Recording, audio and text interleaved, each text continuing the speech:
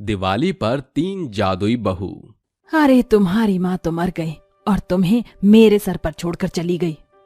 माँ, आप हमारी माँ के बारे में ऐसा क्यों बोलती हो? हमें जन्म देते समय माँ का गुजर जाना हमारे लिए बहुत बड़ी बात थी। माँ आज हमारे साथ नहीं है, हमें इस बात का बहुत दुख है। माँ, अगर हमारी माँ हमें छोड़कर चली गई तो क्या हुआ? आप भी तो हमारी माँ हो। अरे जाओ जाओ, तुम जैसी मनहूस बेटियों की माँ मैं नहीं हूँ। तुम जैसी बेटियां तो जन्म लेते ही अपनी माँ को खा जाती हैं। अरे मैं तो अपने सर से बस तुम्हारा बोझ उतारना चाहती हूँ।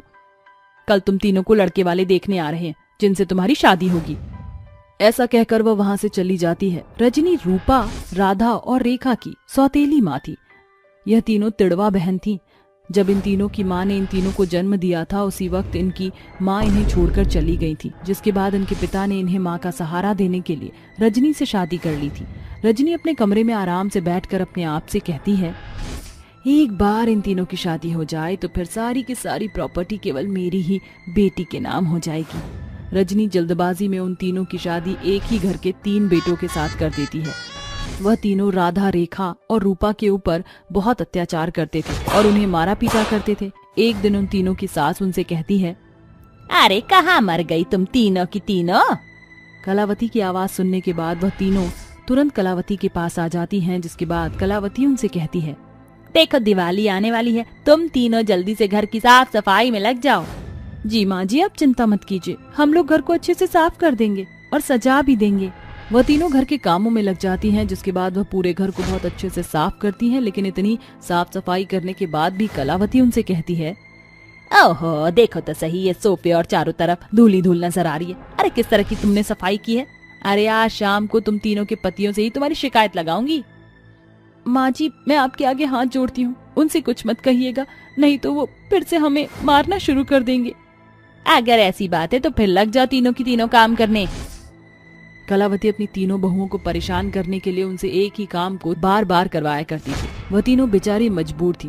एक तरफ पति की मार तो दूसरी तरफ सास का अत्याचार उनसे बर्दाश्त नहीं हो रहा था। कलावती उन्हें परेशान करने के लिए कई कई दिन तक उन्हें खाना भी नहीं देती थी। एक दिन वह तीनों रोते हुए अपनी माँ को याद करने लगती हैं। काश हम पैदा ही ना हुए होते तो कम से कम हमें ये अत्याचार तो सहने नहीं पड़ते। आज अगर माँ के साथ हम भी उनके साथ ही चले जाते तो कितना अच्छा होता।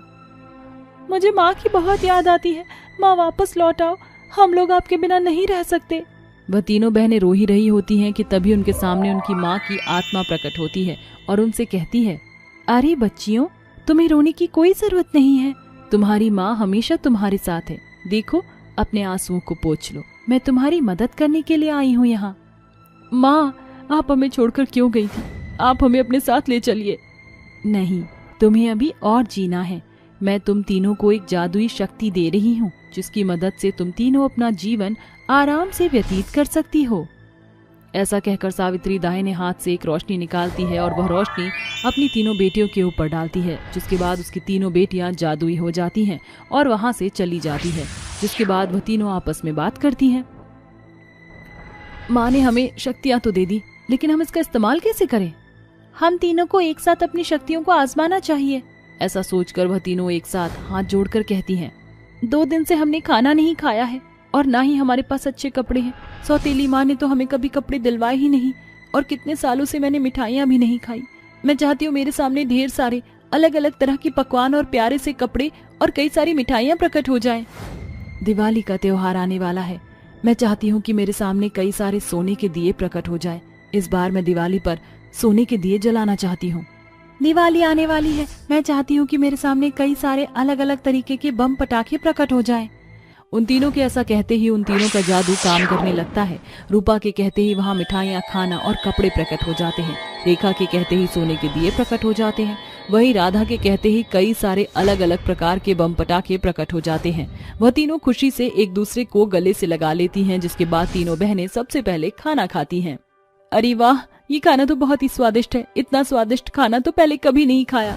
वह तीनों अपनी स्वर्गीय माँ का शुक्रिया अदा करती हैं। उस दिन के बाद से उन तीनों के पास जादुई शक्तियाँ आ जाती हैं। अब उन्हें किसी भी चीज की परेशानी नहीं होती। लेकिन दिवाली वाले दिन की रात रूपा का पति राहुल खूब सारी शराब पी कर आता है और उसे बिना किसी बात पर पीटने लगता है। ये सब रेखा और राधा से बर्दाश्त नहीं होता। खबरदार अगर तुमने हमारी रूपा को जरा भी हाथ लगाया। अरे तो तू बचाएगी अपनी बहन को?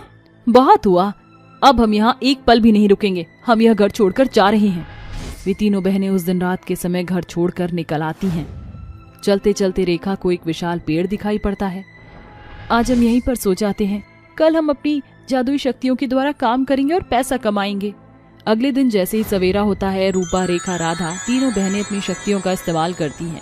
रूपा अपनी शक्ति से खाना, कपड़े, मिठाइयाँ प्रकट करती है। रेखा अपनी शक्ति से सोने के दिए प्रकट करती है। राधा अपनी शक्ति से बम पटाखे प्रकट करती है। चलो अब हम इस सामान को बाजार में बेच देते हैं। दिवाली के चलते रूपा, रेखा, राधा तीनों पटाखे, सोने के दिए, खाना, कपड़ा और मिठाइयाँ बाजार में बेचना शुरू कर देती हैं। देखते ही देखते गांव के कई लोग उनके पास आते हैं और उनसे वह सब चीजें खरीदते हैं। शाम तक वह अच्छा खासा कमा लेती हैं और उन पैसों से अपने लिए एक घर खरीदती हैं। चलो अच्छा है, माँ ने हमें ये जादुई शक्तियाँ दे दी, अब हमें कोई परेशानी नहीं होगी। हाँ, और हमारी ही तरह गांव में कई औरतें और हैं जो इस पीड़ा से गुजर रही हैं। हमें इस दिवाली उनकी मदद करनी चाहिए और उन्हें एक नया जीवन देना चाहिए। तभी अचानक से एक घर के अंदर से बहुत शोर आ रहा होता है। एक आदमी अपनी पत्नी को बहुत बुरी तरह मार रहा होता है। वह तीनों उस आदमी से उस बेचारी औरत को बचाती हैं। देख लूंगा, तुम तीनों को छोड़ूंगा नहीं। ऐसा कहकर वह आदमी चला जाता है। चिंता मत करो बहन, हम तीनों तुम्हारे सामने ढाल बनकर खड़ी हैं। हमारे होते हुए तुम्हें कोई हाथ भी नहीं लगाएगा। आखिर तुम तीनों कौन हो? तुम तो साक्षात इस दिवाली पर मेरे लिए देवी बनकर आई हो। अगर आज तुम न होती तो पता नहीं मेरा क्या होता। उस दिन के बाद से वह तीनों बहनें कई गरीब औरतों की मदद करती हैं और इस दिवाली पर उन बेसहारा औरतों को एक नया जीवन देती हैं। ऐसे ही धीरे धीरे वह कई औरतों की मसीहा बन जाती हैं और उनके साथ दिवाली मनाती हैं। वह अपनी जादुई शक्तियों के द्वारा अपना खुद का काम खोलती हैं और उसमें बेसहारा लोगों को रोजगार देती हैं और अपने जीवन में खुशी खुशी रहने लगती हैं। लोग कहते हैं कि बहू और बेटियां घर की लक्ष्मी होती हैं और हर दिवाली पर वह लक्ष्मी माता की पूजा भी करते हैं। लेकिन क्या असल में जिंदगी में लोग बहू और बेटियों को लक्ष्मी माता की तरह मानते हैं? आप अपना जवाब हमें कमेंट बॉक्स में जरूर बताइए। गरीब चुड़ैल बेटी की शादी। रेशमा अपने घर में माता पिता के साथ बैठी थी, जहां उसके माता पिता कहते हैं, अरे कितनी बार तुझे बोला है, मैं तेरे लिए ज्यादा महंगा लहंगा नहीं लेकर आ सकती। अरे हमारे पास एक फूटी कौड़ी भी नहीं है। अरे नहीं, इन्हें तो बस शादी की पड़ी रहती है। इन्हें कहाँ दिखता है इनके माँ बाप कितनी मेहनत से पैसे इकट्ठे करते हैं इनकी शादी के लिए। अब जो है इतने में गुजारा कर ले। माँ, ऐसे सिंपल शादी कौन करता है? एक लहंगा ही तो मांगा है, सब चीज आपकी पसंद की, एक पसंद मेरी भी सही। मैं तुझे कुछ नहीं दिलाने वाली। कल दूल्हा बारात के साथ यहाँ आ रहा है। सच बताऊं तो दूल्हे पर न्योछावर करने के लिए भी नहीं है। वो तो शुक्र मनाओ कि हमारे करीब होने के बावजूद भी मेरे दोस्त का बेटा इस मूर्खनी से शादी करने के लिए राजी है। पैसों की अहमियत ये कहाँ समझती है। इसे तो अपने ख्वाब पूरे करने हैं शादी के। अगर आपने ऐसा किया तो मैं शादी बिल्कुल नहीं करूंगी, मर जाऊंगी मैं। ये सब होता हुआ शादी के जोड़े में एक चुड़ैल देख लेती है और कहती है, नहीं नहीं, मैं उस लड़की को ऐसे मरने नहीं दे सकती। मुझे उसे बचाना होगा। पता नहीं इतनी सी बात ये माँ बाप क्यों नहीं समझते हैं। ये बोलकर चुड़ैल उस लड़की को बचाने उसके पास जाती है। लेकिन एक चुड़ैल उस लड़की को बचाना क्यों चाहती थी? क्या चुड़ैल का उस लड़की से कोई रिश्ता था या बात कुछ और थी? जानने के लिए कहानी में आगे बढ़ते हैं।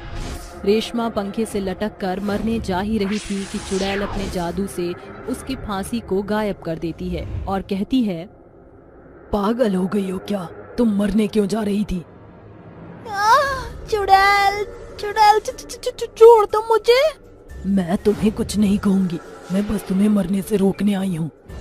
पर तुम तो एक चुड़ैल हो, तुम मेरी मदद क्यों करना चाहती हो? क्योंकि मैं नहीं चाहती इतिहास खुद को फिर से दोहराए। तुम जानती हो, तुम्हारी तरह मैंने भी यही गलती करी थी।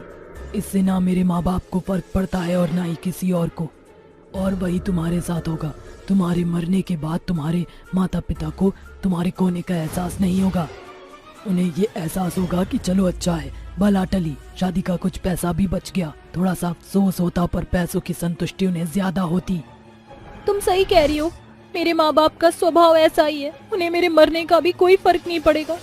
तुम्हारे साथ ऐसा क्या हुआ था, मुझे भी बताओ। मैं बताती हूँ। 6 महीने पहले मेरी भी शादी होने वाली थी। उसी का जोड़ा अभी तक पहने बैठी हूँ। दरअसल तुम्हारी तरह ही मेरे भी सपने थे कि मेरी धूमधाम से शादी हो। ये तो तुम जानती हो, बचपन से ही लड़कियों को गुड्डा गुड्डी की शादी और अपनी शादी का कितना शौक होता है। वह धीरे धीरे अपने मन में अपने शादी के सपने पालने लगती है। मैं भी वही कर रही थी, और जब मेरी शादी का वक्त आया तो मेरे माता पिता ने कहा, प्रेमा, मैं तुम्हें कितनी बार कहूँ कि मैं तुम्हारी शादी उस फटीचर बिरजू से नहीं करा सकती हूँ। अरे हम पहले से ही गरीब हैं और तुम्हें और गरीबी भी नहीं झोंक सकते। वो तुम्हारा ठीक से ख्याल भी नहीं रख पाएगा। नहीं माँ नहीं, मैं शादी करूंगी तो सिर्फ अपने साहिल। मैं अपने साहिल के अलावा किसी से शादी नहीं करूंगी। मैं रह लूंगी उस गरीबी में भी। जब आपने मुझे गरीबी में पाला है तो मैं वैसे भी रह लूंगी। अरे ये लड़की ऐसे नहीं मानेगी। लता, तुम अगले हफ्ते ही इसकी शादी करो, चाहे हमें गरीबी में इसकी शादी कैसी भी करनी पड़े, हम कराएंगे। बस इसे भेजो। पापा, आप ऐसे मेरी जबरदस्ती शादी नहीं करा सकते। रोते हुए प्रेमा अपने कमरे में चली जाती है और कहती है, मुझे साहिल को बताना ही होगा। मम्मी पापा नहीं मान रहे हमारी शादी के लिए। मैं भाग जाऊंगी। प्रेमा रोते हुए साहिल के पास पहुंच जाती है, जहां वह सिग्नल पर सबके जूते साफ कर रहा था। साहिल सर, मैं तुमसे बहुत प्यार करती हूँ और मैं तुम्हारे साथ ही शादी करूंगी और किसी के साथ नहीं करूंगी, वरना मैं मर जाऊंगी। क्या हुआ? तुम ऐसी बहकी बहकी बातें क्यों कर रही हो? मम्मी पापा नहीं मान रहे हैं। वो मेरी शादी किसी और से अगले हफ्ते कराने वाले हैं। मैं किसी और से शादी नहीं करूंगी। साहिल, मुझे भगा कर ले जाओ। तुम फिक्र मत करो, ऐसी नौबत ही नहीं आएगी। मैं कल ही तुम्हारे घर तुम्हारा हाथ मांगने आ रहा हूँ। सच? साहिल? ये कहकर गरीब साहिल उसे गले से लगा लेता है और प्रेमा अपने घर चली जाती है। अगले दिन साहिल उसके माँ बाप से हाथ जोड़कर कहता है, अंकल जी, मैं आपकी बेटी प्रेमा का आपसे हाथ मांगने आया हूँ। मैं जीवन भर उसका बहुत ख्याल रखूंगा, उसे हर खुशी दूंगा। बस आप उसकी शादी जबरदस्ती किसी से मत कराइए। मैं आपको वचन देता हूँ, मैं उसका बहुत ख्याल रखूंगा। पापा, साहिल मुझसे बहुत प्यार करता है और मैं उसी से शादी करना चाहती हूँ। प्लीज मम्मी पापा मान जाइए, मैं आपके हाथ जोड़ रही हूँ। ठीक है, हम मान जाते हैं। तुम्हारी खुशी के लिए तुम्हारी शादी उसी से कराएंगे। मैंने कहा था ना साहिल, मम्मी पापा मान जाएंगे। अब हमारी शादी होगी। राजेश उसे झूठा दिलासा देता है और शादी के वक्त साहिल को अपने आदमी से बहुत पिटवाता है, जिसके बाद घायल होने की वजह से वह मंडप तक पहुंच नहीं पाता और वहां कोई और दूल्हा आकर बैठा होता है। प्रेमा शादी के जोड़े में अपनी माँ के पास जाती है कि उन दोनों की बातें वो सुन लेती है।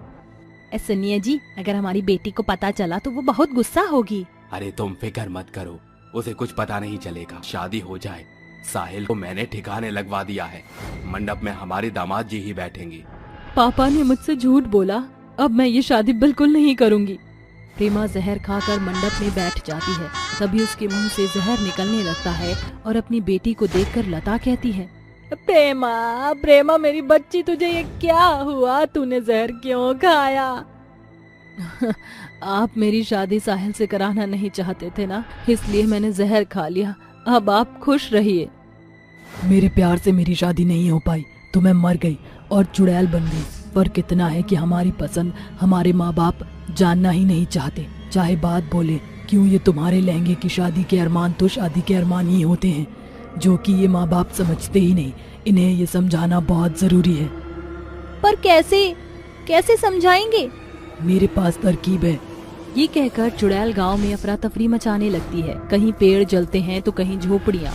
अगर ऐसा किसी और लड़की के साथ भी होता तो वो उसे समझाने की कोशिश करती।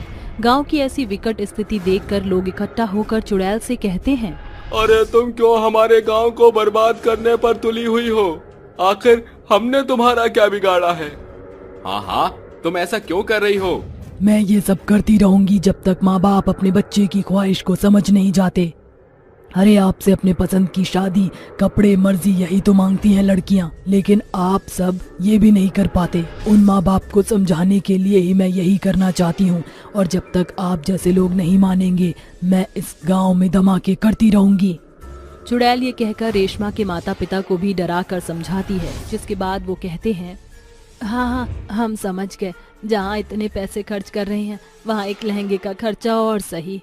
हाँ, हम अपने बच्चे की खुशी को ध्यान में रखकर शादी कराएंगे।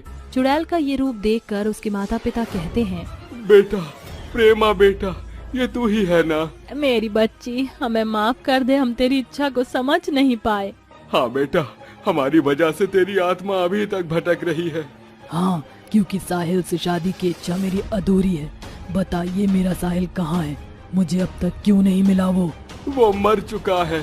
नहीं नहीं नहीं, ऐसा नहीं हो सकता है। साहिल, साहिल तुम जहाँ भी हो मेरे पास आओ। मैं तुमसे शादी करना चाहती हूँ। ये जन्म ना सही तो उस जन्म में ही सही। चुड़ैल के ये कहते ही साहिल उसके सामने आ जाता है। मैंने तुम्हें बहुत याद किया प्रेमा, अब हम शादी करेंगे। क्यों माँ अपनी गरीब चुड़ैल बेटी की शादी नहीं कराओगी? जरूर करवाऊंगी। इस तरह से एक तरफ रेशमा की उसके पसंदीदा लहंगे में शादी होती है, वहीं दूसरी तरफ प्रेमा के माता पिता उसकी शादी भूत साहिल से करा देते हैं, जिसके बाद दोनों को मुक्ति मिल जाती है और वह चले जाते हैं। 5 प्रेग्नेंट बहनों के जादुई बच्चे। शहर से कोसों दूर रामगढ़ में बूढ़ा सुखराम एक बेरंग पुरानी झोपड़पट्टी में अपनी 5 बेटियों के संग रहता था। उसकी 5 बेटियां देवी माँ की आराधक थी। वह काफी रूपवती थी। आज सुखराम थका हारा घर आता है, तभी उसकी बड़ी बेटी आंचल उसे खाना परोसती है। पिताजी, ये लीजिए, गर्मा गर्म खाना खाइए। बिटिया, मुझे रत्ती भर भी भूख नहीं। क्या बात है पिताजी? आपका उतरा हुआ चेहरा देखकर ऐसा लग रहा है जैसे आप किसी बोझ तले दबा हुआ महसूस कर रहे हैं।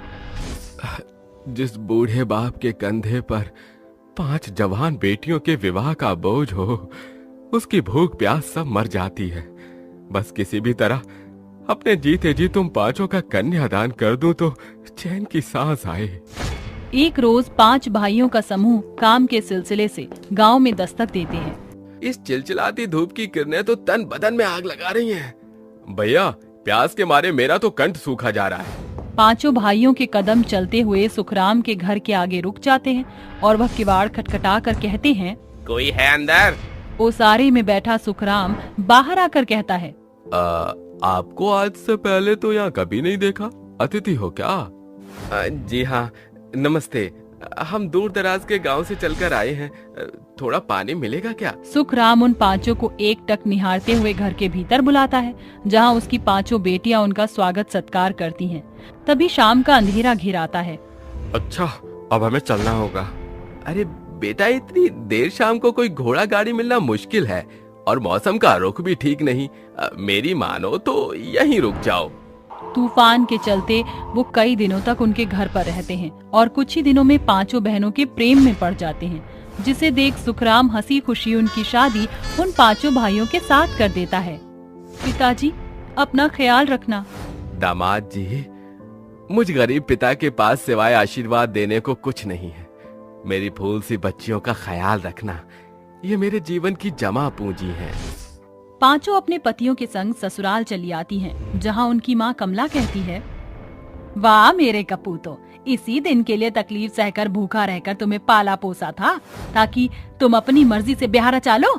सोचा था तुम 5 का ब्याह खानदानी रईस घराने में करूंगी ताकि मोटी रकम हाथ लगे, पर लुगाइयों के गोरी चमड़ी के आगे तुमने दमड़ी के सारे द्वार बंद कर डाले। तुमने मेरे अरमान मिट्टी में मिला दिए। कमला 1 नंबर की मक्खर और कंजूस औरत थी। जहाँ बात रुपयों पैसों की आती, वह बनियों से ज्यादा कंजूसी किया करती थी। समय गुजरता है लेकिन क्रूर कमला के रवैये में कोई बदलाव नहीं आता। अरे मेरी नाम की बहुओं, सुन रही हो? निपट तो नहीं गई? क्या बात है सासू माँ, आज आप सवेरे सवेरे गला क्यों फाड़ रही हैं? सासू माँ, आपको देखकर मुझे तो शोले के गब्बर की याद आती है। फर्क सिर्फ ये है कि वो पिस्तौल की गोली तानता था और आप अपने बोली की गोली से हमारे फूल से कलेजे को छल्ली करती हैं। सासू माँ, जितना खुश हम आपको करने की कोशिश करते उतना अगर मोगैम्बो के लिए किया होता तो वो भी बोल चुका होता। मोगैम्बो खुश हुआ। ये सुन सभी जोर शोर से हंसने लगती हैं, जिसे देख जलोकड़ी कमला कहती है, सास की खिल्ली उड़ाते रत्ती भर की लाश शर्म नहीं आ रही है निकम्मियों। बत्ती सी दिखाना बंद करो और दफा हो यहाँ से। सास की फटकार सुन सभी अपने काम काज में लग जाती हैं और महीने गुजरने के साथ 2 साल बीत जाते हैं। ये पकड़ो अपनी गठरी और निकलो मेरे घर की दहलीज से। माँ जी, आप इतनी उखड़ी क्यों लग रही हैं? मेरे आगे ज्यादा नाटक मत करो। अरे कुलच्छनियों, अपने बाप के घर से खोटा सिक्का तक लेकर नहीं आई, मेरे अरमानों पर पानी फेरकर कलेजे में ठंडक नहीं पड़ी। तुम पांचों की कोख सूखी हुई है। अब बस मैं तुम बांझ पखेरुओं को और नहीं झेलूंगी। पांचों बहनें आंखों में आंसू लिए अपने पिता के घर लौट आती हैं। ये सदमा सुखराम सहन नहीं कर पाता और दम तोड़ देता है। एक रात पांचों बहनें चटाई बिछाए जमीन पर सोई होती हैं, तभी एक देवी उनके सपने में प्रकट होकर कहती हैं, नींद से जागो पुत्रियों, देखो तुम्हारी सोनी गोद भर चुकी है। मैं तुम्हें सत्य से अवगत कराने आई हूँ कि तुम पांचों गर्भवती हो। तुम्हारे कोख में पल रहे बच्चे जादुई होंगे। आंचल तुम्हारा अंश तुम्हें सोना, अंजलि का अंश हीरा, कोमल का अंश उसे पैसा, भारती का अंश भोजन और साधना का अंश बिजली पैदा करेगा। अचानक पांचों बहनों की आंखें खुलती हैं। क्या तुम बाकियों ने भी वही सपना देखा? पांचों का पेट उभरा हुआ एकदम साफ दिखाई पड़ रहा था। अरे ये एक ही रात में हमारे पेट में इतना उभार कैसे आ गया? क्या सचमुच हम गर्भवती हैं? इतने में अंजलि अपने पेट पर हाथ धरकर सहलाती हुई कहती है, अगर सचमुच मैं गर्भवती हूँ और अगर तुम मुझे सुन पा रहे हो तो मुझे इसी क्षण हीरे दो। अचानक अंजलि के पेट में बड़ी हलचल होती है और उसके नाभि से अनगिनत हीरों की बौछार होने लगती है, जिसे देख पांचों भौचक्की रह जाती हैं। फिर भारती अपने पेट पर हाथ धरकर कहती है, मेरे कोख में पल रहे जादुई बच्चे, इसी पल मुझे 56 भोग से भरी खाने की थाली दो। एक चमकती रोशनी उजागर होने के साथ उनके सामने 5 थाली खाने की हाजिर हो जाती हैं। कितने अरसे से हमने इतना लजीज खाना नहीं खाया। पांचों बहनें पेट भरकर खाना खाती हैं और गहरी नींद में सो जाती हैं।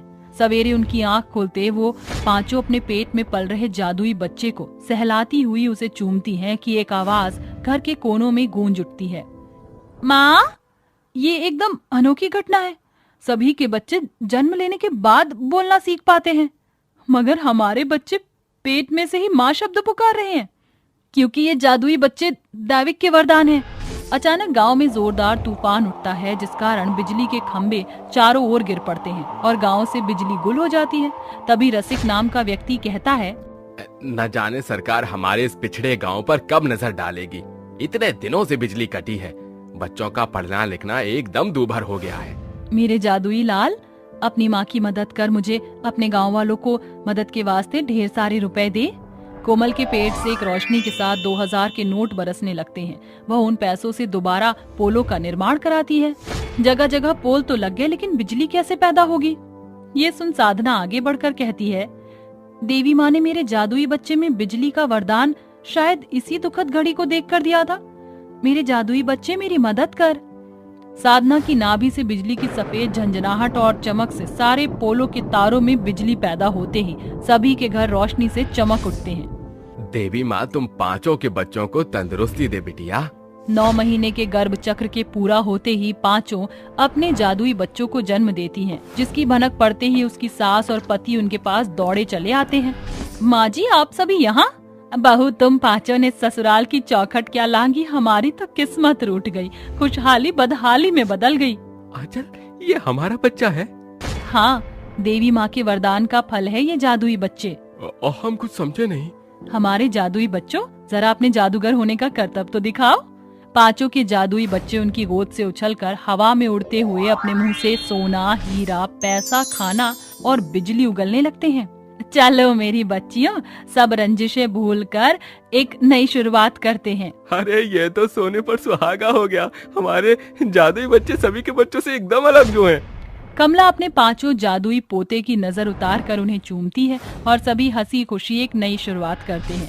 जब कोई दुखियारा उनके घर का दरवाजा खटखटाता तो वो जादुई बच्चे के द्वारा उनकी मदद करते थे। नौकरानी बनी बहू रानी। बेटा, तू जल्दी से घर वापस आ जा। काफी समय हो गया है तुझे घर से बाहर रहते हुए। अब तो तेरी पढ़ाई भी पूरी हो गई है। मैं चाहती हूँ कि तू वापस आकर एक सुंदर सी अच्छी सी लड़की से शादी कर ले और अपना घर बसा ले। नताशा अपने बेटे रोहन से बात कर रही होती है। रोहन बचपन में ही पढ़ाई के लिए विदेश चला जाता है और कुछ ही दिनों में वो अपनी पढ़ाई पूरी करके वापस आ रहा होता है, जिसकी खुशी में नताशा उसके आने से पहले ही घर की अच्छे से साफ सफाई और उसका कमरा अच्छे से तैयार करवा देती है। देखो आरुषि, घर की साफ सफाई अच्छे से करना और मेरे बेटे रोहन के कमरे की सजावट तो तुम ही करना। मैं जानती हूँ तुम्हारी जितनी अच्छी साफ सफाई और सजावट कोई नहीं कर सकता। आप चिंता मत कीजिए, मैं घर की साफ सफाई कर दूंगी और रोहन जी के कमरे को भी अच्छे से सजा दूंगी।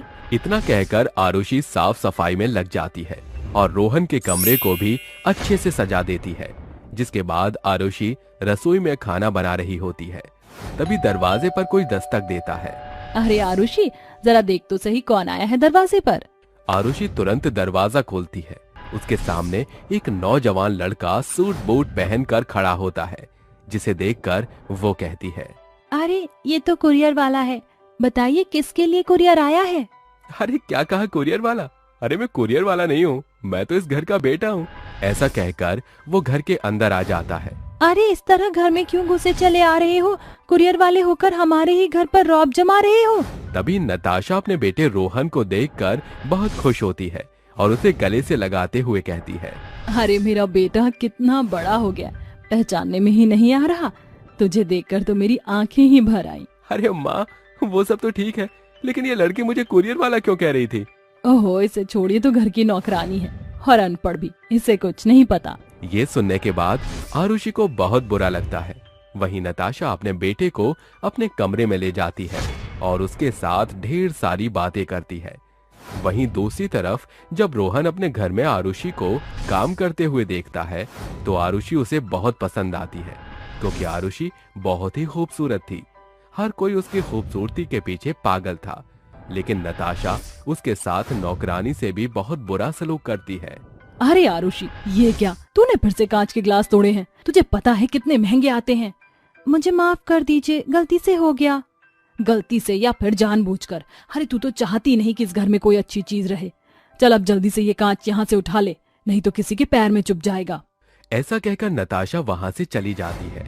जिसके बाद आरुषि फर्श पर पड़े हुए कांच को हाथ से उठाने लगती है, जिसकी वजह से उसके हाथ में कांच लग जाता है और खून निकलने लगता है। ये सब रोहन देख लेता है और उसके पास आकर कहता है, अरे तुम पागल हो गई हो क्या? कोई कांच को हाथ से उठाता है? हाँ, कांच को कभी भी हाथ से नहीं उठाते। देखो तुम्हें चोट लग गई ना, अब उठो यहाँ से। रोहन आरुषि को कांच उठाने नहीं देता, जिसके बाद वो खुद कांच को उठाकर कूड़े में फेंक देता है। एक दिन रोहन आरुषि के कमरे के बाहर से गुजर रहा होता है। अरे ये तो आरुषि का कमरा है और इसके अंदर बिल्ली घुस गई। हाँ, अभी निकालता हूँ इस बिल्ली को। रोहन बिल्ली को निकालने के लिए आरुषि के कमरे में चला जाता है, जहाँ वो आरुषि के कमरे की हालत देखता है। अरे ये तो आरुषि का कमरा कम घर का स्टोर रूम ज्यादा लग रहा है। तभी रोहन की नजर एक तस्वीर पर पड़ती है, जिसमें आरुषि अपने माता पिता के साथ होती है। अरे ये क्या, ये तो पापा के बहुत खास दोस्त हैं। इसका मतलब आरुषि इनकी बेटी है। लेकिन फिर माँ आरुषि के साथ इतना बुरा बर्ताव क्यों करती हैं? उस दिन के बाद से रोहन को आरुषि और भी पसंद आने लगती है। एक दिन रोहन अपनी माँ के कमरे में जाकर उनसे कहता है, माँ, आरुषि तो पिताजी के खास दोस्त की बेटी है। आरुषि के माता पिता कहाँ गए और आप आरुषि से इस घर का काम क्यों करवाती हो? ये सुनते ही नताशा को कुछ समझ नहीं आता और वो घबराने लगती है। घबराहट में वो अपने बेटे से कहती है, अरे बेटा, ये तू क्या बात कर रहा है? मुझे नहीं पता कि ये लड़की धर्मेश भाई साहब की बेटी है। मुझे तो ये लड़की एक दिन सड़क पर मिली थी, जिसके बाद मैं इसे अपने घर ले आई और घर का काम करने के लिए रख लिया। ओके माँ, आपसे जो हुआ उसे भूल जाइए। आप जानती हो ना, आरुषि के माता पिता ने हमारी कितनी मदद की और मुझे विदेश भेजने में भी उनका ही हाथ था। आज जो भी मैं हूँ उन्हीं की बदौलत हूँ। अब से आरुषि इस घर में काम नहीं करेगी माँ। उस दिन के बाद से रोहन आरुषि को घर में काम नहीं करने देता। इस बात से नताशा को बहुत गुस्सा आता है और वो अकेले में मौका देखकर आरुषि को बहुत जली कटी सुनाती है। वहीं दूसरी तरफ देखते ही देखते रोहन को आरुषि से बहुत प्यार हो जाता है और एक दिन वो अपनी माँ के पास आकर कहता है, माँ, मुझे एक लड़की पसंद है, मैं उससे शादी करना चाहता हूँ। अरे ये तो बहुत अच्छी बात है बेटा। आखिर वो खुशनसीब कौन है जिसे मेरा बेटा पसंद करता है? जरा मुझे भी तो बता। रोहन आरुषि को नताशा के सामने लाकर खड़ा कर देता है और कहता है, माँ, यही है वो लड़की जिससे मैं बहुत प्यार करता हूँ। ये तो कैसी बातें कर रहा है? एक नौकरानी से तुझे प्यार हो गया? हर ये घर की नौकरानी है और नौकरानी ही रहेगी। माँ, ये इस घर की नौकरानी नहीं है। पहले ये घर की बेटी थी और आज से ये इस घर की बहू है। रोहन जिद करके आरुषि से शादी कर लेता है, लेकिन ये सब नताशा को बिल्कुल भी पसंद नहीं आता और वो हर रोज अपनी सहेलियों को बुलाकर आरुषि की बेइज्जती करती रहती। एक दिन नताशा की एक दोस्त कॉफी पी रही थी और वो जानबूझकर कॉफी का कप नीचे गिरा देती है। अहो, ये क्या, मुझसे तो ये कप नीचे ही गिर गया। सॉरी नताशा। अरे तुम क्यों सॉरी बोल रही हो, ये सब तो होता ही रहता है। चलो आरुषि, जल्दी से इसे साफ कर दो। आरुषि चुपचाप कप उठाकर जमीन साफ करने लगती है। तभी रीटा उसके हाथ पर अपना पैर रख देती है। उसी समय वहां रोहन आ जाता है और ये सब आरुषि के साथ होता हुआ देख लेता है। आरुषि, तुम्हें ये सब करने की कोई जरूरत नहीं है, चलो मेरे साथ। रोहन आरुषि का हाथ पकड़कर उसे अपने कमरे में ले जाता है। ये देखकर नताशा को बहुत गुस्सा आता है और वो अपनी सहेलियों को वापस उनके घर भेज देती है। ऐसे ही धीरे धीरे कुछ दिन बीत जाते हैं और एक दिन रोहन को अपना एक इम्पोर्टेंट कागज चाहिए होता है। अरे माँ तो मंदिर गई है, अब मुझे मेरा इम्पोर्टेंट कागज कैसे मिलेगा? एक काम करता हूँ, माँ की अलमारी खोलकर खुद ही निकाल लेता हूँ। रोहन अपनी माँ की अलमारी खोलकर अपना कागज ढूंढने लगता है। देखते ही देखते उसके हाथ एक ऐसा कागज लगता है जिसे देखकर वो बहुत हैरान रह जाता है। अरे ये क्या, ये तो प्रॉपर्टी के पेपर है, लेकिन ये प्रॉपर्टी के पेपर तो पापा के दोस्त यानी आरुषि के पिता के हैं और इसकी पूरी वसीयत आरुषि के नाम है। यानी कि जिस मकान में हम लोग रहते हैं ये मकान आरुषि का है। ये देखते ही वो बहुत अचंभित रह जाता है, जिसके बाद वो अपनी माँ के आने का इंतजार करता है और अपनी माँ के आते ही उनसे पूछता है, माँ मुझे पूरी सच्चाई बताओ, मैं सब कुछ जानना चाहता हूँ। आखिर आरुषि के माता पिता कहाँ हैं? उनके साथ क्या हुआ? नताशा की सच्चाई रोहन के सामने आ ही जाती है, जिसके बाद वो रोहन को बताती है, ये घर तुम्हारे पिताजी के दोस्त का ही है और आरुषि इस वसीयत की इकलौती वारिस है। माँ आप उस बेचारी के साथ ऐसा कैसे कर सकती हो? मुझे तो यकीन ही नहीं आता। मुझे अपनी गलती का एहसास है। आज के बाद मैं आरुषि के साथ ऐसा फिर कभी नहीं करूंगी और उसे अपनी बहू ही मानूंगी। उस दिन के बाद से नताशा आरुषि के साथ बहुत अच्छे से रहना शुरू कर देती है। चुड़ैल की सोने की गाय और भूतिया सांड। किशनगंज नाम के गांव में बहुत भयंकर तूफान आया था, जहां एक खूंखार चुड़ैल लोगों को परेशान कर रही थी और कह रही थी, भागो जितना मर्जी चाहे तुम लोग मुझसे भाग लो, लेकिन मैं तुम में से किसी को छोड़ूंगी नहीं, मार डालूंगी। अरे शामू, तू कहाँ भाग रहा है? कल राखी को बहुत परेशान करा था ना, तूने उसकी मटकी फोड़ी जबकि वह अकेले जा रही थी। अब देख तेरे साथ क्या होता है। नहीं नहीं, मुझे छोड़ दो, मुझे जाने दो, मुझसे गलती हो गई है। अरे मुझे माफ कर दो। गलत करने वालों को मैं छोड़ती नहीं, अब तेरा कुछ नहीं हो सकता। सैंडी इधर आओ और इसे खत्म कर दो। जो हुक्म मेरे आका। सैंडी को चुड़ैल का गुलाम या सेवक मान लो। वह चुड़ैल की हर बात का पालन करता था। यदि कोई भी किसी मासूम इंसान को परेशान करता था तो उसे चुड़ैल सैंडी के द्वारा सजा दिया करती थी। जा सैंडी जा और इसको निकल जा। श्यामू, अब तेरा क्या होगा? तुझे तो मैं कच्चा चबा चबा कर खा जाऊंगा। बुरी नजर वाले, तू मेरे पेट के अंदर आएगा। मैं तुम्हारे आगे हाथ जोड़ता हूँ चुड़ैल, मेरे साथ ऐसा मत करो, मुझे माफ कर दो। आगे से मैं ऐसा कभी नहीं करूँगा। तेरी माफी का वक्त खत्म हो गया, अब तू सजा का अधिकार है। ये कहते ही सैंडी शामू को निकल जाता है। खा जाना उसको। मालकिन, क्या मेरे लिए कोई और भी भोजन में है? सब्र करो सैंडी, तुम्हें मैं और भी ज्यादा भोजन कराने वाली हूँ।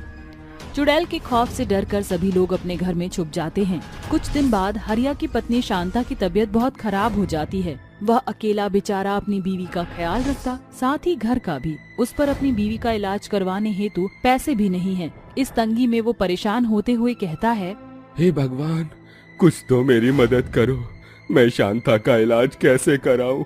मुझे पैसों की बहुत जरूरत है। हाँ, ऐसा करता हूँ, मैं रमेश के पास चला जाता हूँ, वो जरूर मेरे इस वक्त में मदद करेगा। शांता, तुम आराम करो, मैं अभी आता हूँ। अजी आप कहाँ जा रहे हैं? अरे तुम फिक्र मत करो, मैं जल्दी लौटूंगा। ये कहकर हरिया अपने दोस्त रमेश के पास जाता है, मगर रमेश उसकी कोई सहायता नहीं करता। परेशान होते हुए वह इधर उधर भटकता है, लेकिन उसके बाकी दोस्त भी उस वक्त उसके काम नहीं आते और रोते हुए कहते हैं, अब मेरी शांता ठीक कैसे होगी? अगर उसको दवाई नहीं खिलाई तो उसकी हालत और बिगड़ती जाएगी।